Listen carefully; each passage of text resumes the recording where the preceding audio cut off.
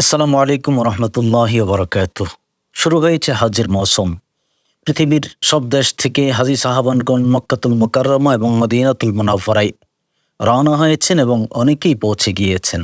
একটি গুরুত্বপূর্ণ বিষয়ে আজকের আলোচনা, তা হলো রওজায়ে রাসূলুল্লাহ সাল্লাল্লাহু আলাইহি ওয়াসাল্লাম জিয়ারত হজের অংশ কিনা। বিষয়টি নিয়ে অনেক আলোচনা রয়েছে। দেখুন, আমরা উম্মতে মুহাম্মদী, নবী করিম সাল্লাল্লাহু আলাইহি সাল্লামের ওসিলায় আল্লাহ তাবারক ওয়া তাআলা অনেক নিয়ামত আমাদেরকে দিয়েছেন। কুরআনুল কারীমের মধ্যে রব্বুল আলামিন ইরশাদ করেন, বাদা আউযু বিল্লাহি মিনাশ শাইতানির রাজীম, বিসমিল্লাহির রহমানির রহিম, ওয়া ইয যালামু আনফুসাহুম জাউকা ফাস্তাগফিরুল্লাহা ওয়াস্তাগফারা লাহুমুর রাসূল লাওয়াজাদুল্লাহা তাওয়াবুর রহিমা। তোমরা যদি নিজেদের নফসের উপর জুলুম করে থাকো, কোথায় গেলে তোমাদের গুনাহসমূহ মাফ হবে, ক্ষমা পাবা, সেই দিশা তোমরা খুঁজে পাচ্ছ না, তাহলে তোমরা চলে যাও আমার রসুলের দরবারে। ফাস্তাগফিরুল্লাহ, ওখানে গিয়ে আমি আল্লাহর কাছে ইস্তেগফার করো। ওয়াস্তাগফার লাহুমুর রাসূল, আমার রসুলের দরবারে যখন তোমরা ইস্তেগফার করবে আমার কাছে, তখন আমার রসুল যদি তোমাদের জন্য আমার কাছে সুপারিশ করে, লাওয়াজাদুল্লাহ তাওয়াবুর রহিমা, আমি আল্লাহকে তোমরা তাওবা কবুলকারী হিসেবে পাবে। সুবহানাল্লাহ।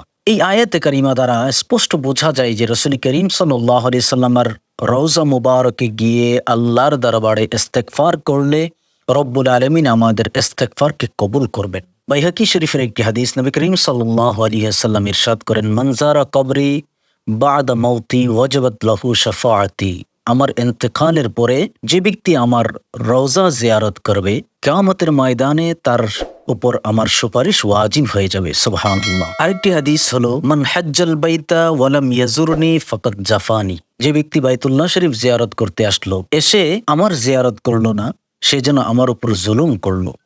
দেখুন, এই হাদিস শরীফ থেকে আমরা কি বুঝতে পারি? নবীজি সাল্লাল্লাহু আলাইহি সাল্লাম বলতেছেন, বাইতুল্লাহ শরীফ জিয়ারত করতে এসে যদি কেউ নবী করিম সাল্লাল্লাহু আলাইহি সাল্লামের রওজা মুবারক জিয়ারত না করে চলে যায়, তাহলে নবী করিম সাল্লাল্লাহু আলাইহি সাল্লামের উপর সে যেন জুলুম করলো। একজন উম্মত হজ করতে গিয়ে যদি নবীজির উপর জুলুম করে, তাহলে কি তার হজ কবুল হবে? সুতরাং স্পষ্ট বোঝা যায়, জিয়ারতে রাসূলুল্লাহ হজ্জের অংশ না হলেও মুহাব্বতের দৃষ্টিকোণ থেকে যে ব্যক্তি মক্কা শরীফ যাবে হজ করার জন্য, তার উচিত হবে নবী করিম সাল্লাল্লাহু আলাইহি সাল্লামের রওজা মুবারক জিয়ারত করা। নবী করিম সাল্লাল্লাহু আলাইহি সাল্লামের রওজা মুবারক জিয়ারত করলে আল্লাহ তাবারক ওয়া তাআলা এর ওসিলায় আমাদের হজকে কবুল করে নেবেন।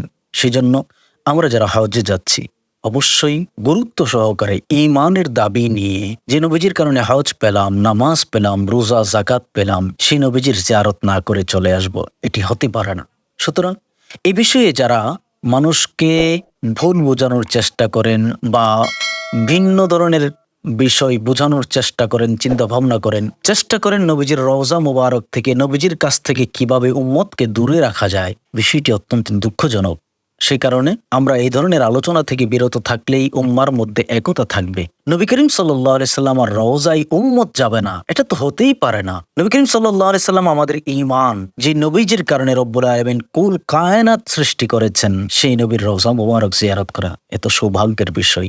আল্লাহ তাআলা আমাদেরকে সহিহ বুঝ এবং আমল করার তৌফিক দান করুন। আমিন। আসসালামু আলাইকুম ওয়া রাহমাতুল্লাহি ওয়া বারাকাতুহু।